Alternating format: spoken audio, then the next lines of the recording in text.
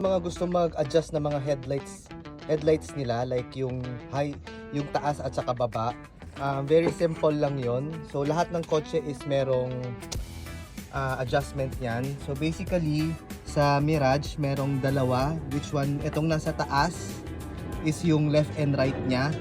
So this one is yung, ito yung taas at baba niya. Okay. So itong parang slot na to is parang guide niya.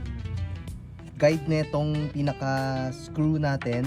So pag pinasok mo yan diyan, diretso yan doon sa pinaka adjustment niyan. Okay. So later on gagawin natin yung actual procedure ng up and down ng headlights natin para makita nyo yung mismong procedure nito. Okay? Thank you. So bali ang gagawin natin ngayon is mag-a-adjust na tayo. So ngayon right now tinaas ko yung headlights natin. As mapapansin nyo yung nandito sa driver side is medyo mataas and nasa baba yung pinaka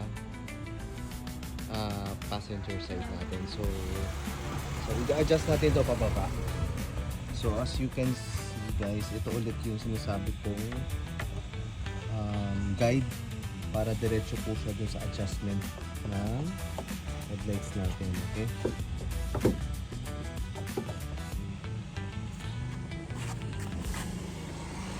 So bali, so ikot natin siya pababa, pantay natin siya baba. Yan. So kung nakaharap po kayo, yan, so mapapansin nyo, pantay na po siya dun sa passenger side. If nakaharap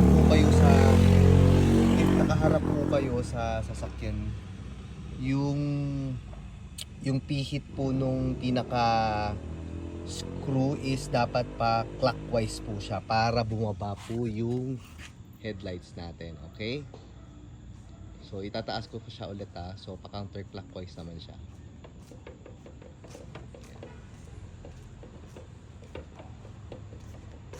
So tumaas ulit siya dun sa pinaka gate natin. Po natin siya pa clockwise naman siya. So ibababa ko siya ulit. Yan.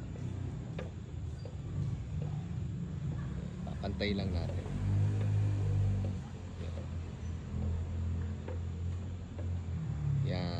So pantay na po siya. Yan. So ganun lang kabilis mag-adjust ng mga headlights natin.